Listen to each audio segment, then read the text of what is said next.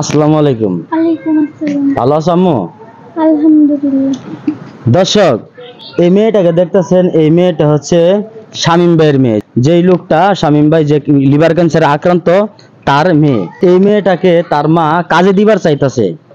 ও কিন্তু পড়াশোনা করে, আব্দুল আজিজ স্কুলে পড়াশোনা করে। ওর বাবা অসুস্থ দেখে মেয়েটাকে কাজে দিবার চাইতেছে, মানে বাসা বাড়িতে হোক, গার্মেন্টস, এরকম ধরনের কাজে দিবার চাইতেছে। আমি নিষেধ করতেছি যে এই মেয়েটাকে কাজে দিলে পরে এই কাজটা কি ঠিক হবে পড়াশোনা বাদ দিয়ে? আসসালামু আলাইকুম। ওয়ালাইকুম সালাম। ভালো আছেন? হ্যাঁ আলহামদুলিল্লাহ ভালো আছি। আন্টি আপনি ওইদিকে আসেন তো। আসসালামু আলাইকুম। ওয়ালাইকুম সালাম। আন্টি ভালো আছেন? আলহামদুলিল্লাহ। আচ্ছা, আপনাদের কি সমস্যা যে আপনার এই মেয়েটাকে কাজে দেওয়া লাগতেছে? এই মেয়েকে কাজে দিতে হচ্ছে, বাচ্চাগুলো দেখবে কি? আমি যারা তো কেউ নাই, এই যে ওনাকে ধীরে ধীরে নিতে হয়, বাথরুমে নিতে হয়, আবার আনতে হয়, আবার বাচ্চা দুটো ছোট ছোট, আর আমি তো পারতেছি না যে কাজে যাইতে, তাই জন্য ওকে কাজে বাড়িতে যাচ্ছি। এর জন্য কাজে দিবার চাইতেছেন? ওর বাবার অসুস্থ, মানে লিভার ক্যান্সার। হ্যাঁ, এটা কি ডাক্তারে কি বলছে?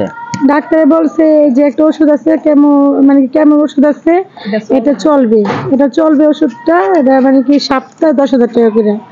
এখন সপ্তাহে 10,000 টাকা ওষুধ জুড়াবো, নাকি ঘর ভাড়া দিব, নাকি আমরা আমাদের পরিবার নিয়ে কিভাবে থাকবো, নাকি খাবার কি খাবো? বাচ্চাগুলো তো ছোট ছোট।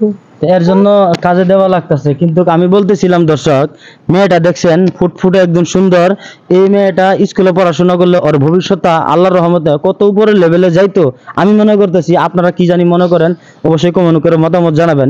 এই মেয়েটা যদি বাসা বাড়িতে কাজ করে, তাহলে এই মেয়েটার পরিস্থিতিটা কই যাইবো? এই মেয়েটার পরিস্থিতিটা একবারে মানে নিকৃষ্ট জায়গায় যাইবো। যেহেতু তার সন্তান বিয়ে শাদী হলে তার তার বিয়ে শাদী হবে এরকম মানুষের সাথে। আর আমি চাই এই মেয়েটা যদি পড়াশোনা করে শিক্ষিত করা যায়, তাহলে এই মেয়েটা হয়তো ভালো একটা হাই ফ্যামিলির সাথে বিয়ে শাদী হইলে হয়তো তার পরিবারটারে, তার বাবা মারে ওই দেখতে পারবো, যেহেতু ছেলে না মেয়ে। আমার মেয়ে ছিল যে পড়ালেখা করা ইচ্ছা ছিল, পড়ালেখা করা। আমার তো পারতেছে না, ওর আব্বু ঘর ভাড়া বাইছে, খাওয়াইতে হয়, চলতে হইব, কিভাবে লেখাপড়া করাবো? ওর বাবা ঘরে বসে রয়েছে, ওর মনে আশা আছে যে লেখাপড়া করানো, বড় বড় হইতে চায়। আমাদের ইচ্ছা ছিল। এখন যে আমাদের এই অবস্থা যেরকম হয়ে যাবে গা, ঝড় তুফানের মতন, আমরা বুঝতে পারিনি কা। দর্শক, আপনারা দেখতেছেন এই মেয়েটার জন্য তার মা কান্না করতেছে যে বাধ্য কাজে দিতেই হবে, না হলে ওর বাবার চিকিৎসা কিভাবে হবে, আর হচ্ছে গিয়ে এই বাচ্চাগুলারে খাওয়াবে কি, নিজে খাবে কি? এখন বলেন, এই মেয়ে কি কাজ করার বয়স হয়েছে?